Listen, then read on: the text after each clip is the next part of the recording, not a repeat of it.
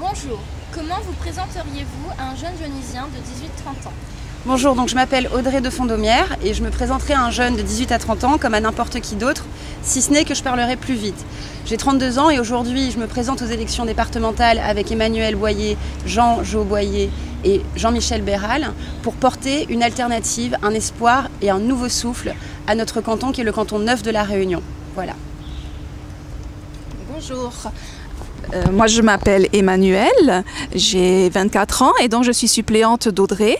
Auprès des jeunes, c'est vrai que je me présenterai comme eux, je suis jeune également, mais c'est juste la langue qui diffère et il faut s'exprimer comme avec les autres personnes, effectivement. Quelles sont les actions que vous réaliseriez pour amener plus de culture dans les quartiers des cantons de Saint-Denis? Les cantons de Saint-Denis ont une offre culturelle disparate et qui n'est pas donc la même dans tous les quartiers. Sur le canton sur lequel on se présente, qui englobe le Chaudron, Moufia 2, Finette, Vauban, la commune Prima, Sainte-Clotilde, Champfleury, Butor, donc 9 quartiers pour le canton 9.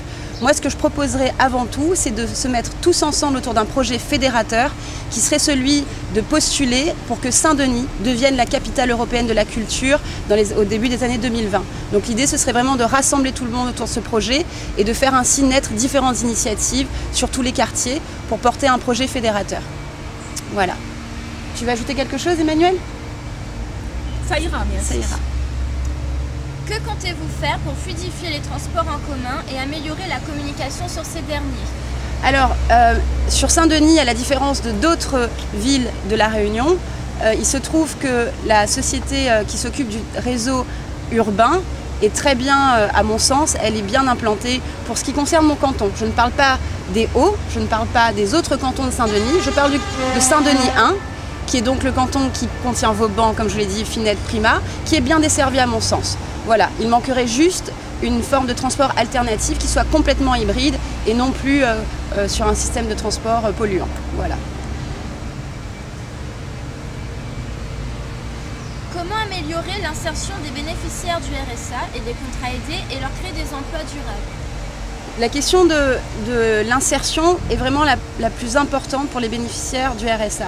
C'est-à-dire qu'on a un système qui permet à des gens dans une situation d'urgence d'avoir une petite aide. C'est une petite aide. Le RSA n'est qu'un tremplin.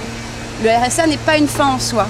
Donc l'idée, ce qu'on défend avec Emmanuel et avec ma liste pour cette élection, c'est de dire que nous, on veut travailler sur la dignité et sur le fait que les gens puissent avoir une activité. Et pour cela, le Conseil général est avant tout un outil. C'est un outil à la disposition des entreprises, un outil à la disposition des bénéficiaires du RSA comme d'autres types de personnes qui sont à la recherche d'une activité pour leur faire un tremplin. Donc nous, ce que nous proposons très simplement, c'est de mettre en place un système d'échange local, une forme de régie qui existerait dans chaque quartier et qui pourrait mettre en face de besoins des offres. C'est-à-dire, je prends un exemple très simple.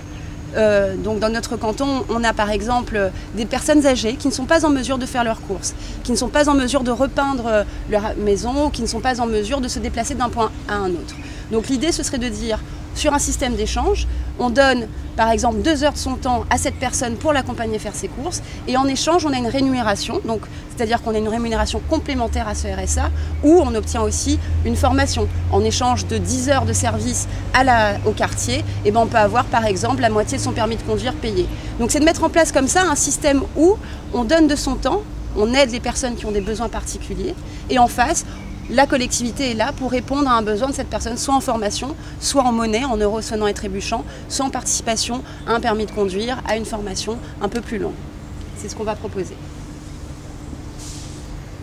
Donc, vous avez quartier libre. En 2 minutes, quel message souhaitez-vous faire passer aux jeunes dionysiens à un mois des élections départementales? Donc Emmanuel va commencer, puis je conclurai.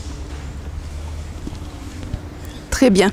Oui, justement, Audrey parlait d'échange. Ce système d'échange permettrait effectivement une meilleure estime de soi et une revalorisation. Ça permet aussi de garder l'espoir, d'envisager l'avenir et ne pas avoir cette idée sombre d'être déçu, dévalorisé à chaque instant.